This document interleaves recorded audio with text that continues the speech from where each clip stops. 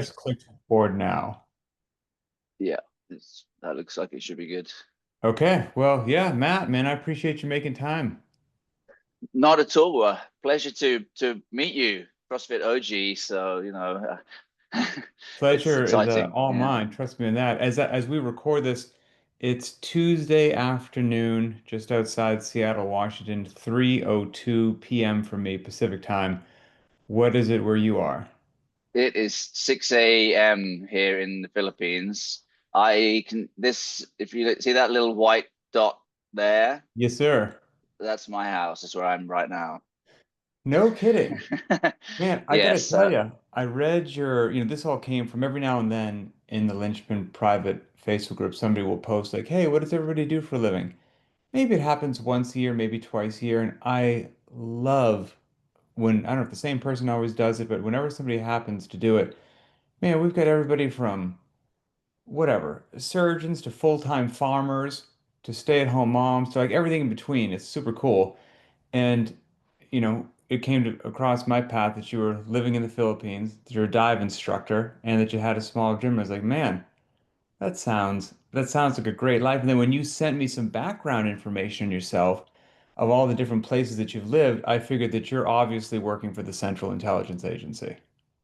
100%. Officially, it would be MI5. I'm Am British, I, there you actually, go, there right? you go, So, exactly. yeah, something like that. Man, you've been bouncing around, huh? Yeah, I guess I just kind of always wanted to travel, and I love scuba diving, which I got into at a very young age, and it was a perfect opportunity, right, to be able to work abroad and move around. The scuba instructor job tends to be a kind of transient role globally in the tourist industry. People go here for a year and work, and then they go here for a year and work, and it's a great way to travel and kind of get paid to work and see amazing stuff at the same time. So it's an interesting industry. And you said you've been a dive instructor since 1999? 98, yes. 98. Okay, so over a Yeah, quarter of a century. And yeah.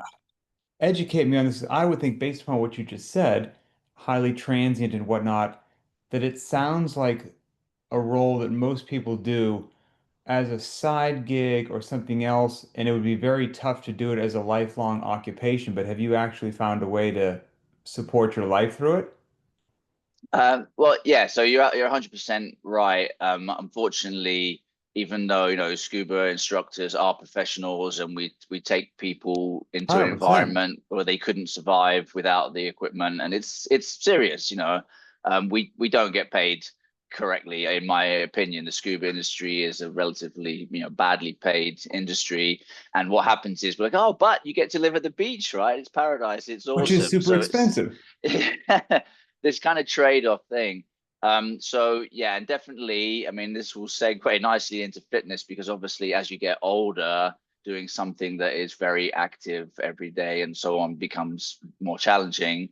And yeah, it means that if you want to do it for a long period of time, you have to be very good with your money or have other ways. So fortunately, personally for me, I've been able to save up enough to invest in a resort. So I actually own the diving company. We have rooms where people stay when they dive with us. We have a restaurant and so on. So Oh, my that's my awesome. business is a beach resort which offers diving. Oh, So that man. that equity allows me to continue to dive. So I employ a manager in the resort. I employ a food and beverage manager, and I try to structure the company so that I can keep doing the fun part, the diving part that I want to do, and but get paid as if I had a real job. Let's put it like that. Man, very cool. There's so much I want to chat with you about. And maybe we'll start at the beginning because you've been to so many interesting places, a lot of which I've been all around the world, but you've hit a bunch of places I have not been. So you said initially when in your email to me that you left the UK in 1999 to work as a dive instructor in Egypt. Tell me about Egypt. Egypt's always one of those places that, as somebody who's never been there, all I think about is like the pyramids, and which seem astonishingly crazy, and I would love to see them in real life one day. But you've actually been on the ground there. From somebody who's been there, when I bring up Egypt, what pops into your head? Well, yeah, obviously for me, I live by the ocean because it's hard to do the scuba diving thing without Right. doing that. So, that was, my home was, at the beach basically, there. And yeah, we did diving every day. So for me, that my memories of Egypt mainly are around that, but obviously the sea borders the desert, and we had some trips. I went with some friends who, went out and we camped out overnight in the desert and did other cool side trips. So it's a very, very interesting country for sure, obviously culturally and historically. And when I was there, I was like, pyramids, whatever, I like diving. But Hmm. before I left, when I kind of planning to leave, I was like, yeah, I guess I should probably go and see these pyramid things, say that I've seen them at least. And I went, and I am very, very glad I did, because yeah, it's something it's hard to understand until you stand there and be like, oh yeah, this is impressive. There's a reason why everybody talks about the pyramids. It's something pretty wild for sure. So I was very glad that I made the decision to go and check them out before I left the country. And yeah, definitely recommend it to anybody. Good food, bad food. Yeah, lots of good food. I mean, very sociable, right? Culturally, it's the kind of culture where everybody always eats together and the food is always shared. You sit down on the ground and you eat with your hands with a massive food that's shared for everybody in the center. So definitely different from what I personally was used to in England. Of course, And yeah, sure. fantastic. It's very people so open, so friendly, welcoming. That Yeah. would How be old are one you of my now? I'm 49 in a couple of weeks. 49. Okay. Yeah.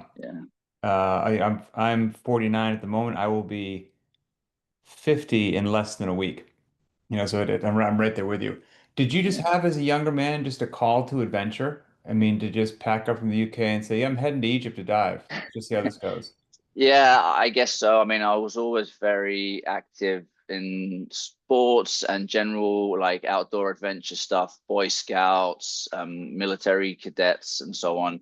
I wanted to be in the Marines actually when I was younger, but I'm colorblind badly, so I wasn't allowed. So I guess I found other ways to funnel that kind of active um, military energy, maybe you want to call it. I don't know, going Sure. out and doing adventurous stuff. When I was a kid, I went off and did various like camping stuff where we would do dry caving, and crawling underground and all that kind of stuff. So definitely it was a big part of my youth, and it just kind of rolled into it. I think when I was like 17, 18, I was also into skiing a lot. Um, and it was kind of like, do I want to be a ski instructor or a dive instructor? That was Mm. pretty much where I was at, and I don't like the cold that much, so we went with the hot option. Did you say you did like the caving where like you have to like get on your belly and like squeeze? Oh, the heck with that, man. I'll tell you what, there's not a lot of stuff that freaks me out in this world. Anytime I see one of those videos crosses my path on my phone or whatnot, sitting on my couch, the hair on the back of my neck will stand up. My hat's off to you. I could not do that. But you're talking about dry cave, right? That you've seen. Yes, yes. So the next step up for that for somebody like me is one of those caves completely flooded with water, and we dive in there. Oh, So yeah, some man. of my best friends are some of the top cave explorers in the world for that kind of stuff. So yeah, that's The pretty wild. tight spaces. I I don't don't really like do them. that anymore. My wife and kids have pointed out to me that maybe it's not the correct thing for a I'm father with and a them. I'm with husband to them on that be one. in. I think they're steering you in the right direction. Yeah, So it's one of the most dangerous sports in the world, I apparently. believe that. Yeah, I mean, the margin for messing up is very, very small. I mean, obviously. yeah. So you go from Egypt to you said the Caribbean and then to Asia? Yeah, Dominican Republic briefly, to be honest, the diving's not that great there, and I don't Okay. speak very good Spanish, so it was not an awesome position for me in general. The job wasn't that great. So yeah, I got an offer in the Pacific, which as for divers, Asia and the South Pacific, that general area is the top diving in the world. It's got the most biodiversity, amount of fish, different species of fish, chances like sharks and rays and super cool stuff is more common in Asia. And I don't know if you're familiar. Obviously, you have like Hawaii and then south of there is Guam, which is also a US protectorate, and then Hmm. around that area there's a cluster of various small islands called Micronesia. Very, very good for diving. So yeah, Palau, I spent a year there, basically diving with sharks every single day. And then I moved to Truk Lagoon, which is known as the Japanese Pearl Harbor. It's where the Japanese had loads of their ships in the Second World War, and the US attacked there, and they sunk, and there's like 60 Japanese ships sunk underwater there in Oh, this like wow. paradise lagoon in the middle of the Pacific. So it's a haven for wreck diving. How far down do So you have to go to see the ships? some of them are relatively shallow, but some of them are deep. The deepest ones are down over 200 feet. So there's some pretty serious diving there too. So, you said casually swimming, diving with sharks. What's the deal with diving with sharks? Is it a you don't mess with them, they don't mess with you, or is it even if you don't mess with them, they will mess with you? What's going on with that? Yeah, most cases sharks are not interested in us. It's similar to like an African wildlife safari, right? The lions aren't coming over and chomping on people regularly. It's not, they don't care. They don't see you as a threat. They don't see you as food. Hmm. So if you stay in that category, generally you're pretty much okay. Interesting. I bet it happened. I mean, you've probably done it so many times now that there's a level of familiarity with it, but somebody's first exposure to that, it must be quite unsettling for a guest diver to go down there and see a shark and be in the shark's environment. Yeah, absolutely. I mean, for a lot of people, it's a little bit of a nervous experience at first, but once you see how it kind of goes, most people are totally fine. I mean, there's different ways it works. Like in Palau, excuse me, sorry. You're In good. Palau, the situation you have is that sharks are gathering in areas where there's current and food and so on. And it's a bit different because they're in Palau, you kind of hang out on the reef in strong current. You actually hook to the reef with a string and a metal hook, Okay. and you hang out there, and then you kind of see all these sharks that are just swimming in the current, but they're basically motionless and they kind of hang there. Sometimes you can have clouds of 40, 50, 100 sharks. That's that area. But where we are here now, Malapascua is famous for the thresher shark, which has a very long tail. I had a background with it. I don't know how to change it now, but basically the thresher shark comes here. It's the only place in the world that it's known for it to happen. And they come to have parasites removed by small fish that live on the reef. So the shark will swim over the reef and the small fish will come up off the reef and they eat the parasites off them or dead skin. A little bit like you see those birds on the back of a buffalo and the Sure. birds are like pecking the parasites off. It's the same principle, just underwater. So these sharks come in and they actually do like a circular pattern over the fish area to get cleaned. So we can Hmm. come in as divers and hang out there and see these sharks that they come like super, super, like literally right up to you. You can virtually touch them. So it's pretty That's wild wild. experience. That's Yeah. wild. And with regards to the shipwrecks that you said, how far down on tanks can a civilian diver go comfortably? It's a good question. The world record is 330 something meters, which is over 1,000 feet. Meters, Yeah, that's super extreme though, right? And so they literally just kind of go down and they're purely going down to break the record and then they come back up. But that is just on it's regular possible. tanks. Yeah, a lot of tanks, but yes, on regular That's gear. crazy. Yeah. So that's the record. But in terms of like actually diving to go and look at stuff, I mean, that's just my specialty is the deep stuff. So most people aren't doing this, but we do regularly 400 foot, like 100 meter plus dives to see wrecks or go down the wall and look for different shark species and stuff like that. So there's Okay. a like a niche of scuba diving market where people like me are doing this kind of 400-foot stuff regularly, but most people are up to 100 foot. For the mass of scuba divers globally, 100 foot is about the maximum depth most of them do. And you can see shipwrecks in that depth too in certain locations. If you're going down that deep, 100 meters, do you always have two tanks in your back? Do you have one tank? And if so, how long can you stay down there? Because Uh, what's the protocol for coming back up to the surface? Yeah, so you understand obviously a little bit what's happening here. Yeah, you can't go down and come straight back up when you go that deep. So we do have to take multiple tanks. So on a 100-meter dive, you might have like three, four, five tanks, depending on Oh, your wow. your strategy and how long you wanted to stay. But we also dive rebreather systems where Oh, the no gas, kidding. yeah, like the military. So that's again, that's part of my specialty is that. So for deep diving, if you have the rebreather, you need less tanks. So most people doing Interesting. those steps are using the rebreather now these days. Wow, I'm so out of the game, man. We used rebreathers when I was in the military, but they weren't Of made for course, yeah. but they weren't made for going super deep. Nobody was going 100 meters. It was a You totally would at a chest mount, right? yeah, yeah, Probably. totally Yeah. different deal. I mean, that's so far beyond any depth that we would have to go for any reason.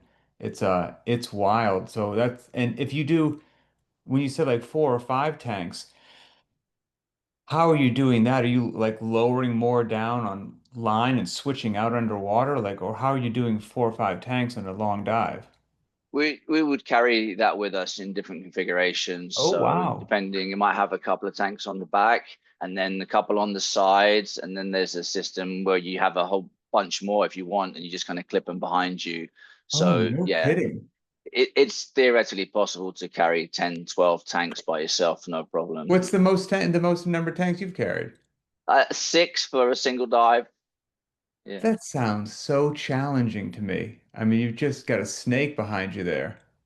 Yeah, there's a lot to it for sure. You know, that we say like the going down is the easy part, right? It's coming up safely is the hard Well, now part. you mentioned that the depth that you dive and the sort of dives that you do, like it does certainly sound like you were in a unique niche in the diving world. So if you're down that far at 100 meters, what is the protocol for coming back? I've never been down that deep in my life. What's the protocol for Yeah. coming back up? Let's say approximately you spend 25 minutes at 100 meters. When you leave the bottom, you're going to want to come up pretty much straight to about 60, and then the decompression will start around 60 meters. And we would have, you know, we have a like a dive computer which gives us this information, and we can plan it before, so we already kind of know. But yeah, you'd come up to 60, and then you'd slow down, and you'd be doing stops every 3 meters, 10 feet or so, all the way to the surface. And by the time you get in the top, like 70 feet, all of those 10-foot increments are going to be 5 minutes or more, and they gradually get bigger as you get to 6 meters, 20 feet. The stop there was potentially going to be an hour or more. Oh, no kidding. From having been Yeah. down there just 25 minutes. Yeah, you have a total dive time would be 3 hours plus. Interesting. Have you ever had it go sideways or rushed it and had to take a little chamber ride or anything? I have, Good. unfortunately, and we have people who dive with us every now and then. We had a lady last week, not even doing this, just doing regular diving, and people they have to go to the chamber every now and then. It's just a Hmm. numbers game, right? If enough people do dives, somebody's going to go to the chamber at some point. Interesting, man. That's pretty wild. Is it safe to say it's all beautiful, clear water, daytime dives? Are there any night dives that happen? It's definitely night dives you do for fun because you see different creatures, right? But and generally here it's tropical. It's very very nice. Yeah, some days it's a bit murky, and if we go very deep, it gets dark as well, right? But in general, it's very very good conditions here. Yeah. Man, I tell you what, I've never done, I guess, what you would call a fun dive. I've never done a fun dive in my life, and so I've very most of my dives were at night, not during the day. You know, most of them were way shallower than anything that you've done, and most of them were in poor visibility water that was freezing cold. You know, like it was not a pleasurable experience. In all honesty, like a beautiful dive in beautiful water, seeing like an amazing reef or aquatic life. That sounds incredible to me. I've actually never seen that, believe it or not. It sounds wonderful. Well, please come visit. Bring the Man, family. I would absolutely love to. I mean, so you eventually you make your way to the Philippines, and that's in 2003. So have you been there ever since? Yeah, I have. Yeah, I came for a year. I was like, I'm doing a year. I do a year, and I keep moving, and then I just never left. What made the Philippines take hold? You've been so many different places. I guess a bit of everything, but overall, I think you could say, you know, within the first couple of weeks of landing here, I felt like family with so many people because culturally the Philippines is a super friendly location. Plus, they have good English because Americans were here for a number of years, so English is basically spoken by everybody. So it makes it obviously easier Mm, for lazy one language people like me to fit amen. in. Me too. And yeah, just friendly, welcoming. Everyone wants to open their door to you, feed you, and I just got kind of wrapped up and loved that so much, made friends, and felt that it was a good place to stay. You look back and then, oh, it's 5 years already, or now it's 10 years have gone by, and so on. So yeah, and Wow. And obviously what that. is there a I mean, the Philippines seems to be, at least from the United States, I can't speak for the UK, one of the countries that enjoys more popularity with expatriates going overseas and living somewhere. The Philippines seems to be one of those places that's embraced by that. Is there a big expat culture? Expatriates from other countries there? Is that true or false? I'd say it's true. Yeah, there was a lot of foreigners who've chosen to live here, and there's a lot of Americans. You still find guys who served here, right? So guys who were in the military. There's no longer, well, there's a very small number, I think, of serving U.S. forces here now, very, very small. But there was for a long time after the Hmm. war, a lot still. So a lot of those guys who then got out were like, well, I really enjoyed my time in the Philippines. I think I'm going to go back there. So that's from the US, but there's also a lot of Germans here, a lot of English, a mix of people. There's also Koreans, Chinese people who run businesses here, and mostly tourism type stuff, similar to Yeah, me. I looked up the Philippines real quick before we got on. I was shocked to see, I think there's almost 12 million people there. It's huge. Yeah, it's big archipelago. A lot of people. It's very Catholic, and so the Pope has told them repeatedly not to use contraception, and they're very poor. The majority of people as well. So the So population's there's doing well. The population's pretty healthy, I would say. Yeah, unfortunately, there's a lot of poverty with that large population. But yeah, And it's is it, I guess, maybe just comparing, not necessarily to maybe Egypt or other places you've been, but I guess comparing to the UK, which is probably a pretty good comparison to the US as well. Is it safe to say, because I'm sure you've got plenty of friends or family, I would think, still back in the UK for comparison purposes, is it a significantly lower cost of living over there in the Philippines? Yeah, very, very much so. Yeah, it's definitely more expensive now. But I mean, I remember when I first moved here, and I was with friends who were having some drinks at a bar, and then at the end of the night, I went to pay the bill, and I was like, well, that can't be right. That something wrong with this bill. It's just not impossible that's It's the cost. impossible. And yeah, so I mean, they say that was 20 years ago, and it has got much more expensive, but it's still definitely more affordable than Europe, UK. Oh, Yeah, I'm sure the last 20 years, what inflation has done in the US and UK is just simply diabolical, yeah. in all honesty. Is there a path for somebody foreign born like yourself? I mean, I guess there is since you're there to be a homeowner and own property and citizenship, or is it dual? So, like, how does all that shake out? Well, yeah, citizenship, like somebody like me, I would have to give up my British passport, which Oh, okay, I'm interesting. not Gotcha. willing to do.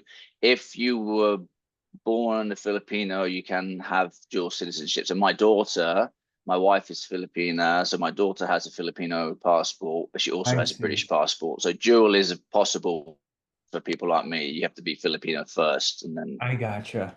yeah, Okay. Okay. Okay. yeah, So you said you've got your own dive business that also has rooms, you said as well, right? And that's let's make right. sure at the end of this or whatnot, like definitely let people know the name, the website, and all that, so they can like let's not be shy about promoting it. But Sure, thank you. it sounds like you're in some challenging occupations, right? I mean, people say that any business is challenging, having employees is a challenge, dealing with the public is yet another challenge. You're dealing with the public in like a high touch, high care, delicate situation of diving underwater. Then you're in the food business, which people say is a tough business, and then you're in lodging. Oh my goodness, man, like you're in all of it. How is that going? Well, you're not wrong. Yeah, often my wife and I have talked about and come up with business models like, what's a business where you have the least number of staff and the least number of customers? Because that's the good business Right, model right. from a stress point of view. So yeah, for sure, I'm in a high interpersonal industry, right? Where there's a lot of interaction, and that definitely takes strain as well over time for sure. There's a lot of people, they're on their holiday of a lifetime and they want everything to be perfect, and we do our best obviously to what we say in my company is trying to make people's dreams come true. They're coming here for this amazing thing, and that's what our job is, right? To try and provide that with them. So like Yeah. I said at the No, no. beginning, I do try to employ other people to take as much of that off of my plate as possible. But also I appreciate that, anybody who stays at the resort, if I meet them, it's nice for them as well, right? So yeah, my role is to be interactive still. That's part of the reason I live here full time. I want to be interactive with the resort, with the customers, and go diving myself as well, right? Um, so we don't forget near the end, what is the name of your resort and what's the website? The resort's called Evolution, or Evolution Beach and Dive Resort. So it's evolution.com.ph for the Philippines. Sorry, I'm just sort of my foot out. No, you're good. Yeah. So yeah, Evolution, my business partner and I spent quite a long time drinking beer together, trying to come up with the name. And when we landed on that, we thought, yeah, that's pretty good. We're both the goal is there's so many similarities to fitness, to be honest. Like our goal as divers is always to become better, learn more skills, and evolve. And we want our customers when they come to also improve and become better divers and so on. So yeah, we were like, that's a nice name for us with the whole business to be evolutionary, trying to set Mm, new standards and move forward.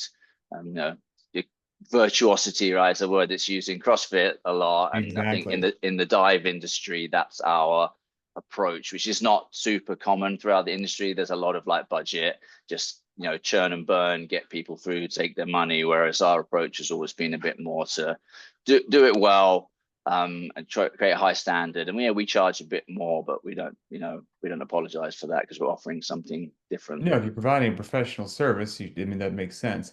What does somebody have to come to you dive qualled already, or can somebody come with no dive experience and you train them up and stick them in the water? Yeah, anything and everything. So I have a team of 7 instructors who are working full-time training beginners who've never been diving before, or people with basic experience who want to upgrade. So we have a big team. I have, yeah, say instructors doing training. We then also have a team of 8 dive masters whose only Mm. job is to take out people who are qualified and just want to go fun diving.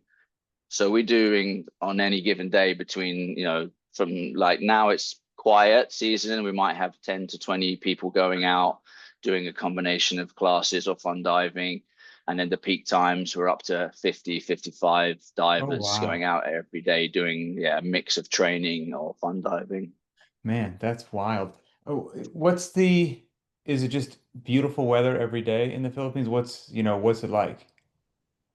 Mostly, yeah. I mean, in my experience, my brain tells me that it's always beautiful here. The average over 20 something years, but for sure we've had some big storms. So this little island that you can see was in the path of, as far as I'm aware, still the biggest storm to ever hit the planet in 2013.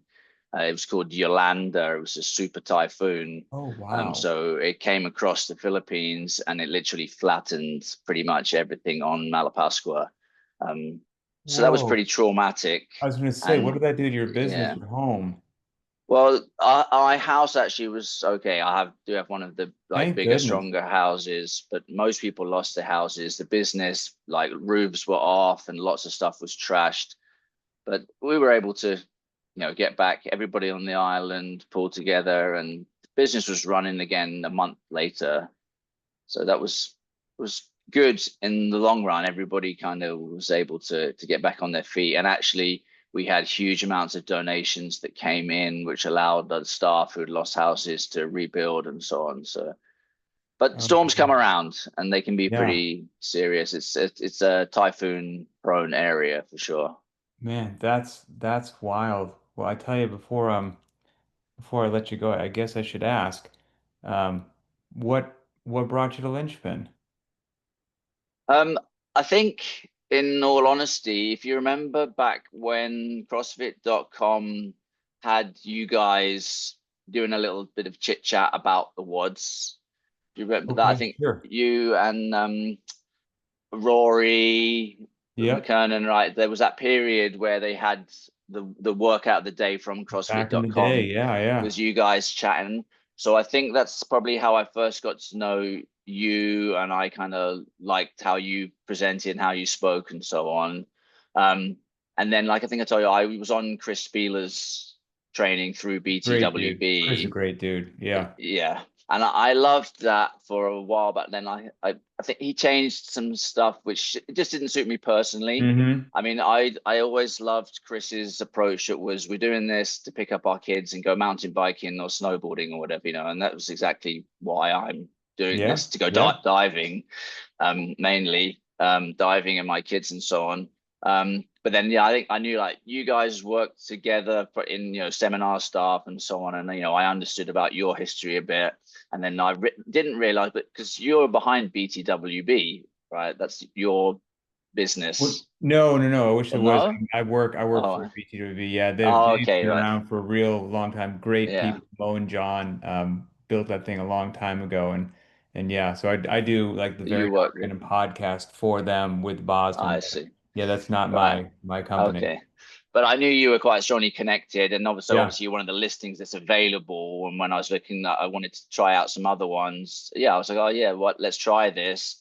And the way it's put together for Linchpin, it works perfectly for me. I mean, I pay for the gym version. You said that. Yeah, That cracked me up. yeah. Even I mean, I write it on the board in our gym, but we were an affiliate for a bit, but we just don't have enough business because of the location. I mean, look at the picture behind Hmm. me, right? The pool of regular members is very, very small. But people do come in and people like our gym. So I figured, I want to have 7 days of training. I don't want to have to try and move like Monday's workout to the day Hmm. off when it suits my schedule. I want to have something on the board every day. I really like the way it's put together with the RX and the wild card and the scale. You've what you've done is made it super, super easy, no matter who you are, We're where you trying. are, to be able to get something in. If I go traveling, there's a no equipment version for the hotel gym. It's just basically got absolutely everything I could need. And I mean, it's effective. You program disgusting workouts. I Yeah. just did the one yesterday with the three rounds, front squats, burpees, and the bike. Please. I just finished that 1 hour ago. I had to change my shirt before we did this. It was horrible. It was awful. But It was but awful. we know that's what works, right? So If yeah, I like only it. relaxing, being sedentary, and eating junk food made you into a physical specimen, but sadly, that's not the case. Especially at our age, right? No, I mean it's yeah, it's one of those things. But and as the years tick by, you got to train smart. Like you want to work hard, but you got to train smart because you want to be doing this for a really long time. If you want to be active and do cool stuff for a long time, which I would like to do. So you'd like your knees, back, and Exactly. Yeah. shoulders to work, and to have some strength and to have some lungs and all that. And how old's your daughter? Well, my wife and I here, we have an 11-year-old here. I 11. have Okay. an 18-year-old also from a Oh, previous relationship okay. who's in Sweden currently. She just Gotcha. graduated high school, but she's coming back here in September. Very cool. Yeah. So Yeah, I've got a 15-year-old, a 13-year-old, and a 4-year-old, And so it's a like good spread. when I do the math on, okay, I've got a 4-year-old daughter, I'm about to turn 50, like I need to I can't slack off, like I got the next decade is Absolutely. an important decade, so it's one of those things, but I guess any recommendations you would have to somebody looking to head out to the Philippines for vacation or whatnot? Because I tell you what, you've certainly piqued my interest. Well, the thing to bear in mind is it's a huge country actually, and it's very spread out. Transport is not super awesome. So you have to. What happens normally is people, I'll go to the Philippines for 2 weeks and I'll kind of Mm, see everything, and you can't. It's just too big and too much travel. So Gotcha. pick a zone. The Philippines is kind of split into three basic zones geographically. So the best advice is to pick one zone, do that area, and then plan another trip to see the other areas because it's very hard What unless you have zone are you a in? month or more. I mean, the central area, they call it the Visayas. Okay. Yeah, so that's the center. So for me, that's the best way to see a mix of stuff in one trip. And then the other places are more kind of individual where you wouldn't move around as much when you get there. But here, there's probably 4 or 5 different locations you could travel between with just a 1 day travel in between each. So you could Okay. get a lot of stuff done in a shorter period of time.